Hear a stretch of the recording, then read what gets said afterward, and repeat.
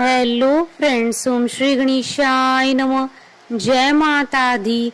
आप सभी का स्वागत है आपके अपने यूट्यूब चैनल पर। आप सभी को नवरात्रि की हार्दिक शुभकामनाएं। आज हम नवरात्रि के 8वें दिन पर दुर्गा सप्तशती पाठ के 12वें अध्याय को प्रस्तुत करेंगी। फ्रेंड्स, वीडियो शुरू करने से पहले आपसे रिक्वेस्ट है, अगर आप हमारे चैनल पर नए हैं और आपने अभी तक चैनल को सब्सक्राइब नहीं किया है तो प्लीज सब्सक्राइब कीजिएगा चैनल को, साथ ही प्रेस कीजिएगा बेल आइकन को, जिससे नए वीडियो से रिलेटेड नोटिफिकेशन आपको तुरंत प्राप्त हो सके।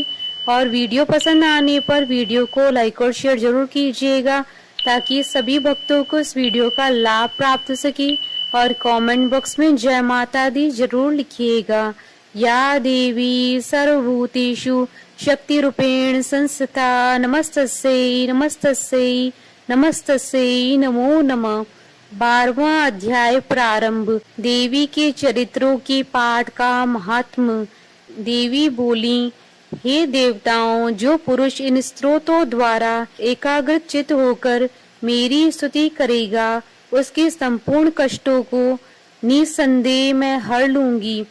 मधुकैटभ की नाश, महिषासुर के वध और शुंभ निशुंभ के वध की जो मनुष्य कथा कहेंगे, मेरे महात्म को अष्टमी, चतुर्दशी व नवमी के दिन एकाग्रचित से भक्ति पूर्वक सुनेंगे, उनको कभी कोई न पाप रहेगा।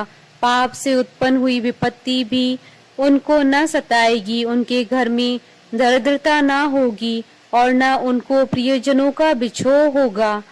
उनको किसी प्रकार का भय न होगा। इसलिए प्रत्येक मनुष्य को भक्ति पूर्वक मेरे इस कल्याण कारक महात्म को सदा पढ़ना और सुनना चाहिए। मेरा यह महात्म महामारी से उत्पन्न हुए संपूर्ण उपद्रवों को एवं 3 प्रकार के उत्पातों को शांत कर देता है।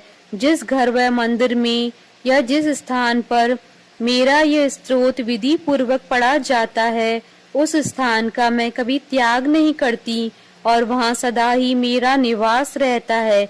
बलिदान, पूजा, होम तथा महोत्सवों में मेरा यह चरित्र उच्चारण करना तथा सुनना चाहिए।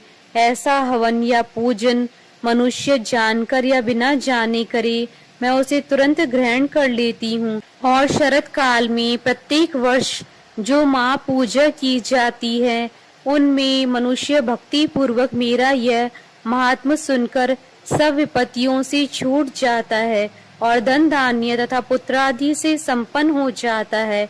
मेरे इस महात्म व कथाओं इत्यादि को सुनकर मनुष्य निर्भय हो जाता है और महात्म के श्रवण करने वालों की शत्रु नष्ट हो जाते हैं तथा कल्याण की प्राप्ति होती है और उनका कुल आनंदित हो जाता है।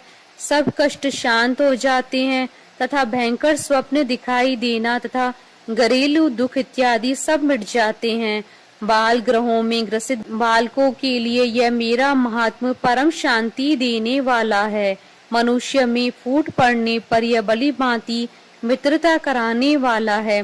मेरा यह महात्म मनुष्यों को मेरी जैसी सामर्थ्य की प्राप्ति कराने वाला है। पुष्प, अर्घ्य, धूप, गंध, दीपक इत्यादि सामग्रियों द्वारा पूजन करने से, ब्राह्मण को भोजन करा के, हवन करके, प्रतिदिन अभिषेक करके, नाना प्रकार के भोगों को अर्पण करके और प्रत्येक वर्ष दान इत्यादि करके जो मेरी आराधना की जाती है और उससे मैं जैसी प्रसन्न हो जाती हूँ, वैसी प्रसन्न मैं इस चरित्र के सुनने से हो जाती हूँ।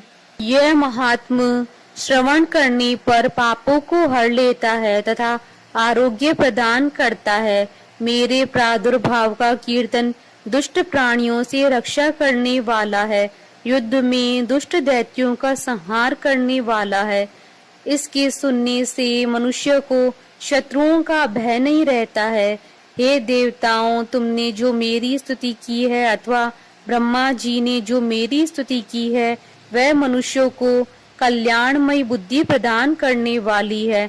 वन में सूने मार्ग में अथवा दावानल से गिर जाने पर वन में चारों ओर से गिरा हुआ या शत्रुओं द्वारा पकड़ा हुआ, जंगल में सिंहों से, व्याघ्रों से या जंगली हाथियों द्वारा पीछा किया हुआ, राजा के क्रुद्ध हो जाने पर मारे जाने के भय से, समुद्र में नाव के डगमगाने पर, भयंकर युद्ध में फंसा होने पर, किसी भी प्रकार की पीड़ा से पीड़ित, घोर बाधाओं से दुखी हुआ मनुष्य मेरे इस चरित्र को स्मरण करने से संकट से मुक्त हो जाता है। मेरे प्रभाव से सिंह, चोर या शत्रु इत्यादि दूर भाग जाते हैं और पास नहीं आते हैं। महर्षि ने कहा, प्रचंड पराक्रम वाली भगवती चंडिका यूं कहने के पश्चात सब देवताओं के देखते ही देखते अंतर्ध्यान हो गईं और संपूर्ण देवता अपनी शत्रुओं के मारे जाने पर पहले की तरह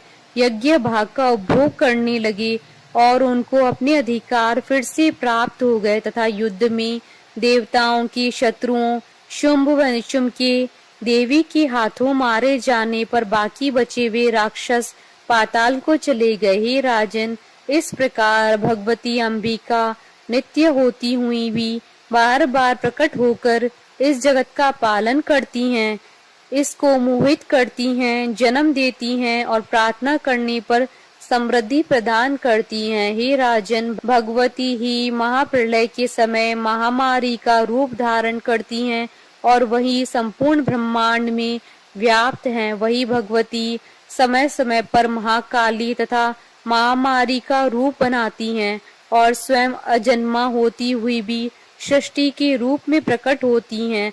वह सनातनी देवी प्राणियों का पालन करती हैं और वही मनुष्य के अभ्युदय के समय घर में लक्ष्मी का रूप बनाकर स्थित हो जाती हैं तथा अभाव के समय दरिद्रता बनकर विनाश का कारण बन जाती हैं।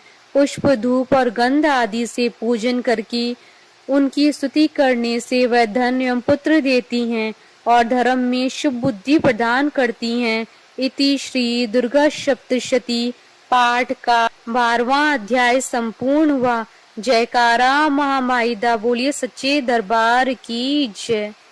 हमारे साथ इस वीडियो में अंत तक बने रहने के लिए आपका धन्यवाद। ओम श्री गणेशाय नमः। जय माता दी।